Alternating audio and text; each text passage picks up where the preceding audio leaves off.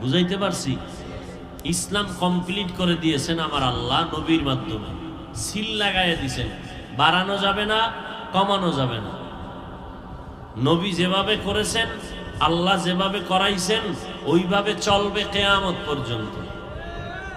সাহাবায়ে কেরাম নবীর দেখা দেখি যেভাবে করেছেন ওইভাবে চলবে, তাবেঈন যেভাবে করেছেন সাহাবাদেরকে দেখে ওভাবে চলবে। এরপরে আর বাড়ানো কমানোর কোনো সুযোগ।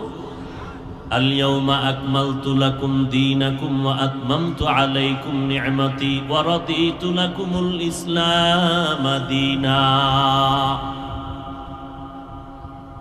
আল্লাহ ইসলামকে পরিপূর্ণ করে দিলেন। বিদায় হজের ভাষণে আল্লাহ পাক আয়াত দিয়া জানায় দিলেন, তোমাদের দ্বীন ও ইসলামকে পরিপূর্ণ করে দিলাম আমি আল্লাহ।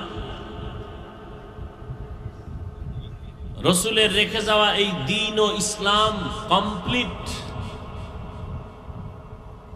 এটাকেই মেনে চললে দুনিয়াতেও সম্মান, দুনিয়াতেও শান্তি, পরকালেও বিনা হিসাবে মুক্তি, জান্নাত। ১৫০০ বছর হয়ে গেছে আমরা নবীরে দেখব দূরের কথা, তারে যারা স্বপ্ন দেখতে নেই মানুষও আমগোর নজরে এখন আর নাই। ওই বুজুর্গও নাই যারা নবীর সাথে ঘুমের ঘরে মোলাকাত করতেন।